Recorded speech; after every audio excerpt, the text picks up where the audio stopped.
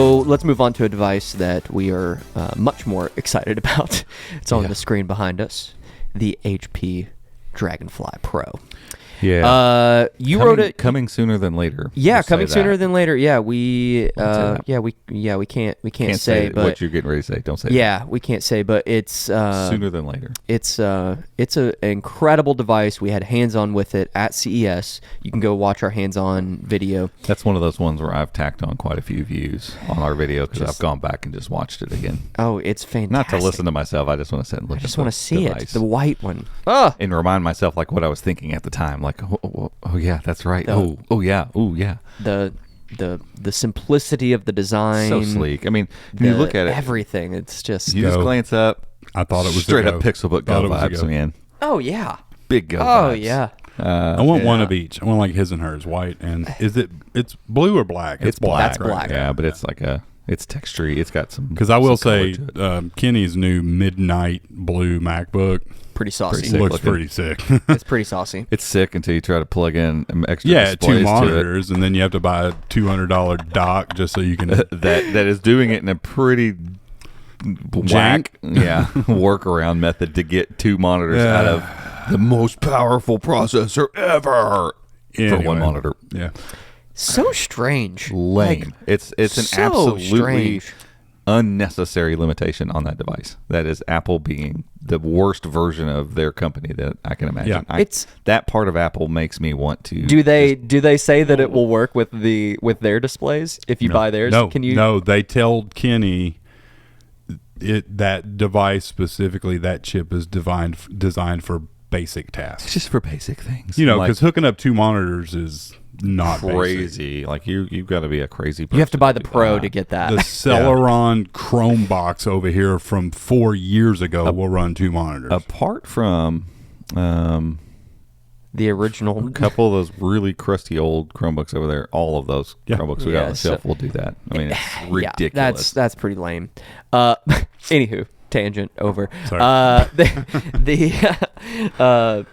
The HP we are very excited about, and you wrote kind of a opinion piece that I thought was a great write-up. So, this is a device, $1,000. That's we're guessing. Likely. That's we should probably take a bet. So we should do a poll. It feels like it's going to be a $9.99 I feel like it. I feel like that makes sense. That's what I think. Like if would it be comes one of those, in below that, if they do like an $8.99 thing, I gobsmacked. Right. Like that word. Variegated. Gobsmacked. Gobsmacked. This guy's pulling out the heavy hitters today. My second cup of coffee in like an hour and a half. He got his Tesla. He got his coffee. Let's go. That would be wild. Yeah, I mean, it'd be really wild. I don't see that happening. I'll write up a user poll today and just put it. That'd be great. So what would either we could do it as what would you be willing to pay, or how much do you think it's going to be? Just that's interesting. Yeah, I think if it comes in below $1,000, it's going to be like, wow. I could see it coming in over that. I've thought like $10.99. It is a top of the line premium device. But your article, are people ready for that? Are people gonna spend that sort of money on a Chromebook? Is it time? Right, for that premium and that happened, Chromebook. We were talking about the Galaxy Chromebook the other day for Yeah. something, and that's what got my mind thinking about this whole thing. And, Right.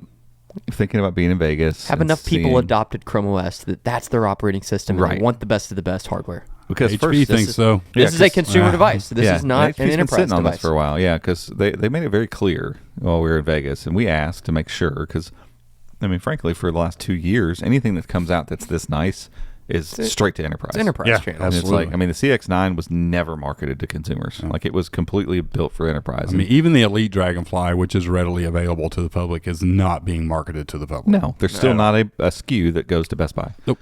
You got to go to build your own and all that kind of stuff. And people are just, they're weird about that. And the pricing gets weird. And sometimes we find a deal and get people over there to it. Average consumer is not going to do that. They're just, they need to walk in, see it. And if they're going to spend that much money on a Chromebook, they want to be able to feel it tangibly.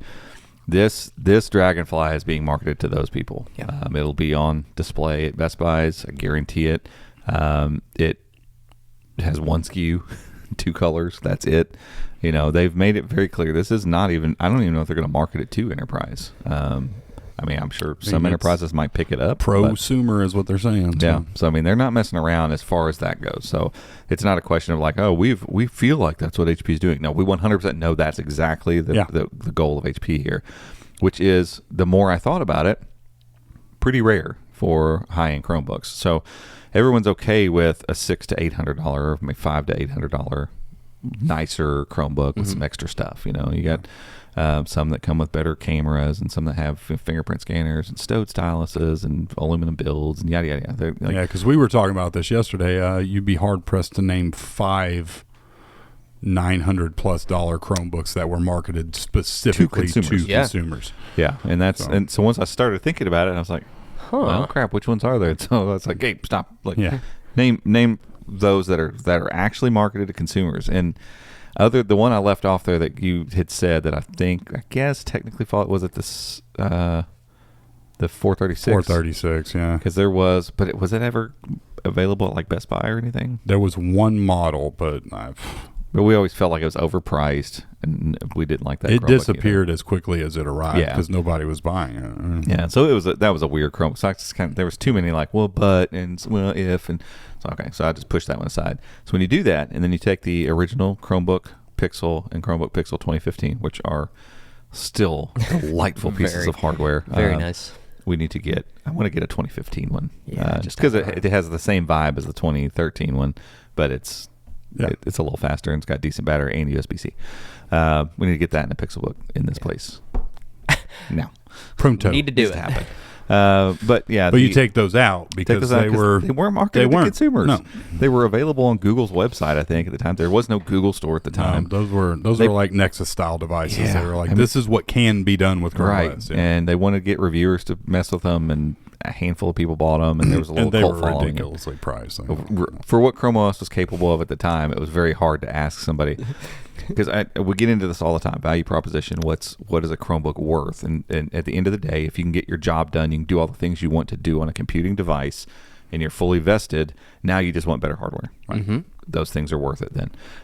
Chrome OS is there. It's been there for me personally for a long time, and so that's kind of the route I took in this article, saying, okay, for me, I know I've realized through years of doing this, my desires and wants for a Chromebook don't necessarily reflect those of the market as a whole. I'm not your average consumer. I am not the normal person that walks into a Best Buy. So when I step back and look at it that way, as much as I want these high-end Chromebooks, the market's not dictating that. So there's no sense for people to be making them. So here comes Samsung in 2020 with this really audacious, big, bold, glamorous, red, beautiful device, slim as can be, but it had some huge stumbles. You know, battery life's bad. It got kind of hot.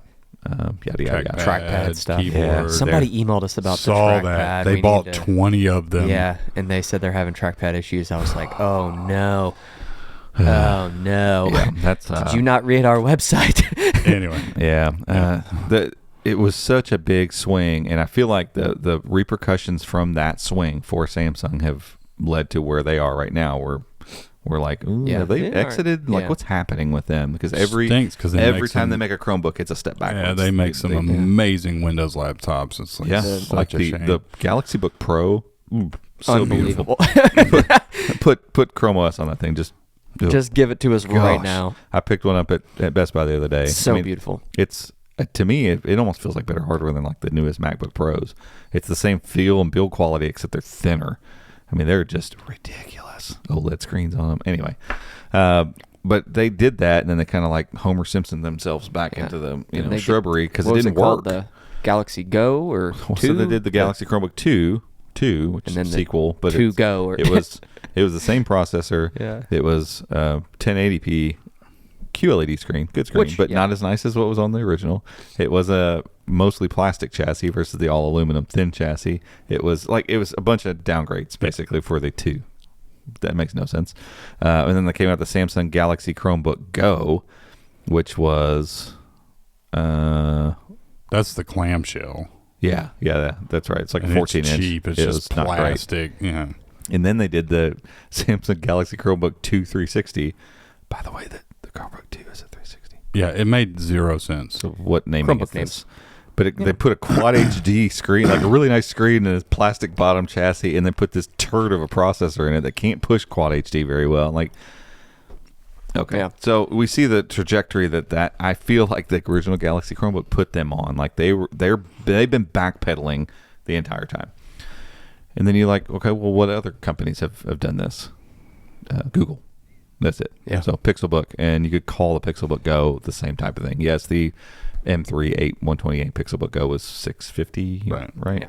Yeah. But the one that everybody told everybody to go get, and if you wanted a nicer Chromebook, was $900, I think. So in that $900 to $1,000 range, there's not many people that have tried it in the consumer space, and so it's like HP clearly is going for it, and I feel like they're obviously big boys and girls and do whatever they want, but hopefully they have the market research that would, for the Chromebooks, the number of Chromebooks they have sold, the number of laptops they sell, the presence they have in the market from enterprise, consumer, education, all that kind of stuff.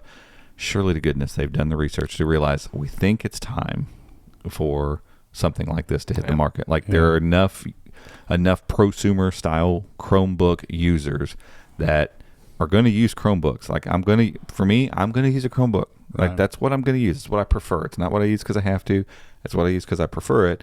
I want some hardware like this. Right. And maybe they're with making the bet that there are more people like that. Or HP's deep enterprise channels that they have, maybe they're going to use that to prop this up, and maybe they do still sell it to all these companies who have on the go workers and all that stuff that aren't in need of an enterprise style device. Maybe that will prop up the sales, because I agree, as much as I love this thing and as excited as I am about it, you get people ask you about Chromebooks all the time.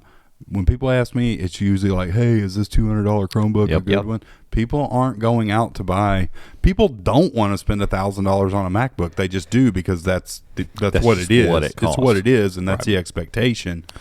Yeah. People don't go out going, yeah, man, I'm going to buy a Chromebook. I don't care what it costs. Now, I will say real quick that there are we've had some conversations where we realize and know that Google's focus on Chrome OS this year is going to be a bunch of user-facing software updates. So maybe not these huge splashy new features, because you don't need a bunch more new features, but cleaning up the OS, making it this better software experience overall for users, because they realize, like, finally they're in the spot where they're ready to start saying, hey, look, Chrome OS can be your only device.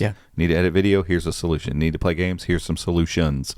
You want to get your basic stuff done? Here's a solution. You need apps? Here's a solution. Like, it's a solution for all the things you need to do on your laptop.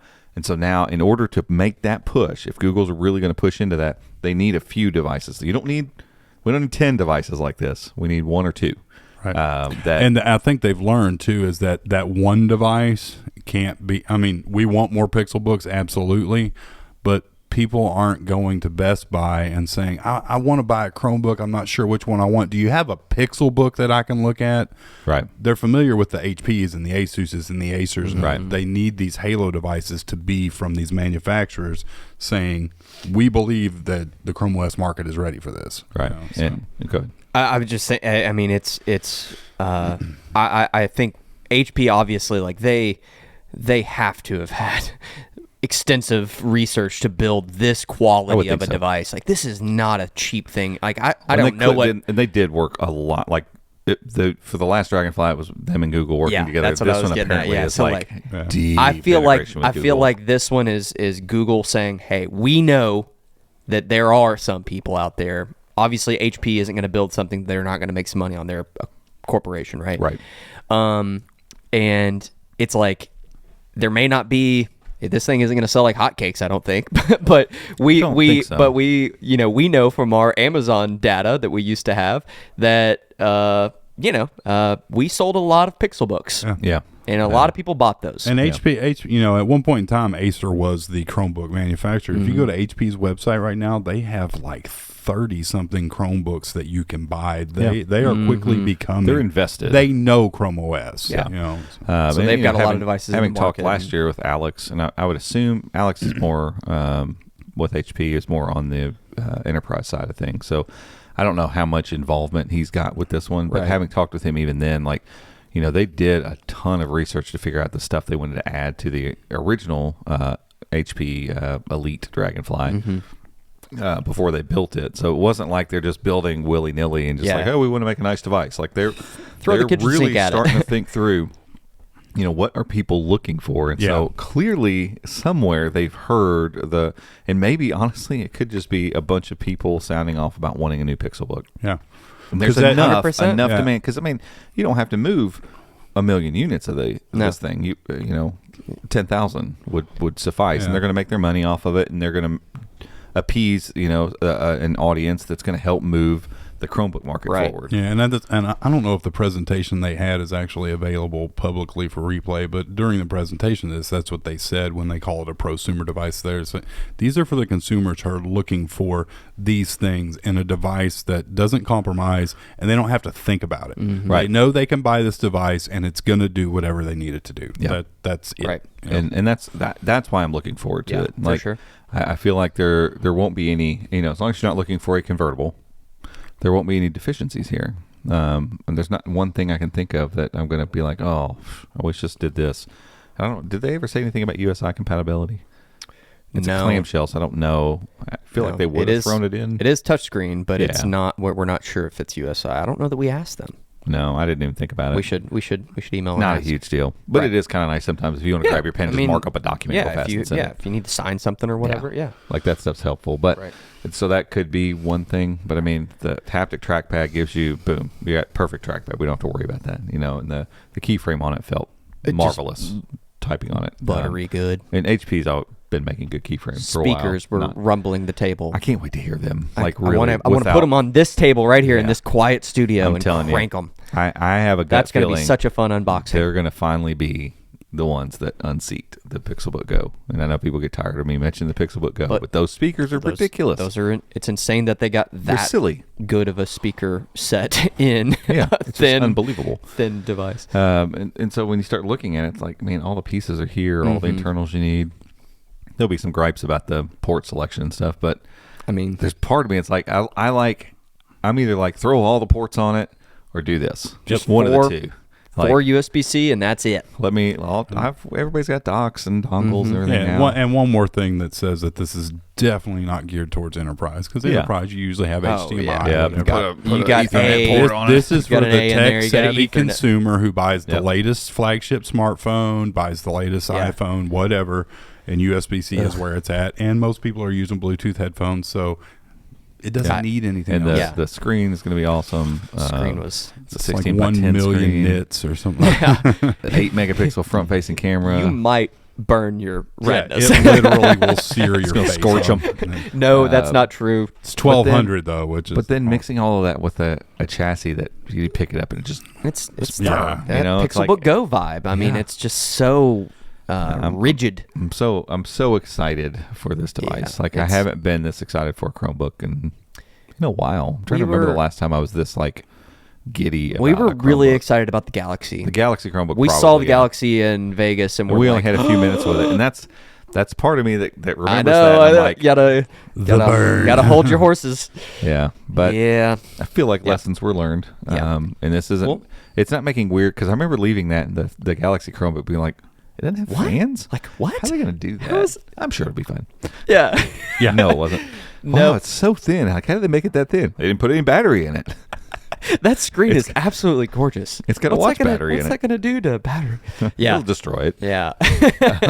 It's super thin. Like, how do you fit your keyframe and everything in there? I don't know. It has no travel at all. Yeah, and it doesn't work sometimes. Who knew? I feel like we're looking at this one a little bit more objectively. I do, but I'm also hanging a ridiculous amount of hype on it. But I feel like it deserves it. It's gonna be such a fun unboxing. I cannot wait. Can't wait for this. We will post a poll. We can do that. We'll do that one publicly. We can do it on Twitter or something and just see what people think this thing's gonna cost, or maybe do it in the frame of what would you pay for this device? I think we could do a post on it. Yeah. I was thinking I'll write up a post today and reference what I think. I'll reference your article about that's great. And then discuss that and content. We'll put a there we go. I'll put a poll in, but then there'll be the last choice will be and you can put in your. Can we have that ready before this goes out? Can we get that? When's this go out? Tomorrow. Yeah. Tomorrow. Yeah. 100%. Can we do a Twitter poll and then just embed the Twitter poll? Should be able to, yeah. Yeah, It's that just way a it's Twitter post. Yeah, it's just and that way it's Absolutely. hooked to Twitter and. Yeah. I love all- this. it's I all love there. this Yeah. idea. We'll link Be it fun. down. Well, yeah, we'll link that down in the show notes in the description so you can go check that out. But yeah, this is a device we're super duper excited about, and I I hope can't that the wait. market's ready for it. I hope that HP is successful with this device and they Yeah. And I'm iterate gonna on get it. You It's gonna know, be awesome, and I'm gonna drive around in my Tesla with it oh, front seat. are you getting the black or white one? I think the white. Dude, the white is so I'm saucy. afraid it's gonna be so like greasy. But once, like, Wash your hands. But the but RGB looks so good on that white. It does. But the black Pixelbook Go, that material is fingerprinty Fingerprint, like yep. crazy. So I'm like, the white one could mitigate that a little bit, and I true. think it's gonna give that Pixelbook vibe. that one gives like the OG Pixelbook vibe, and then that one gives Pixelbook Go vibe. So yep. it's like Yeah, that RGB on that white keyboard. We'll get both. one of each. We'll have please. one of each, please. And here's the Hey, benefit. one That's SKU. it. There's Yep. two. You. No, it's Which not color like- do you want? That's all you have to decide. No, There's no buyer's remorse. There's no other options. No of shoulda, coulda, storage, woulda. no Just- nothing. Here's And what it comes the with black is or the pretty white nice. version. It's 16,256, right? 16512, I thought. Is it 512? Maybe. I always forget. Should be. I don't remember. I don't remember. I don't know. But it's going to be an incredible device. Stay tuned. We'll have that It has article. 4 USB ports. You can plug all the storage up to it. Exactly. Yeah. And they're what's the latest USB-C protocol? They're They're all 4. four, Yeah, so they so all it's have gonna Thunderbolt have- 4 yeah. too. I always get Crazy. confused with the Thunderbolt stuff. Anywho, gonna be a great device. Check out our article and give us your vote of what you think Do this it. thing Here, is. I'm clicking into it. Here it is. Okay. I think it's 512. I want to say it's Dang 512. it, this one doesn't have the spec 16. listed. Wow. Does he even internet? Like, Nope. does he even know how to use It's our the internet? it's our article. Oh wow! Good Gabe job, wrote it. guys. Gabe. There it is. Shame on- 16,256. Okay. I was correct. Mine didn't have the specs in it? They're in the paragraph. They're just not. There's not like a spec list on the. I figured the announcement one, like that we did at CES, would have the little list. I was busy. We were writing a lot of content, I was and sleepy, jet And lagged. Also, Yeah. yeah. hey, everyone! Thanks so much for watching this clip of the Chromecast podcast. If you want to see the full episode, it's linked down below. This was just a snippet. But if you like this content, give us a thumbs up. Go down there, click subscribe, and make sure to ring the notification bell, ding ding ding, so that you I like get an that alert. This has become the bell. Ding ding ding. It's holiday bells. It's holiday bells. Oh, wow. I don't know. But do that so that way you get an alert when we put out a clip. Just clip. like this one. A new clip just like this one. But that's it for this one. We'll see y'all in the next one. Bye bye.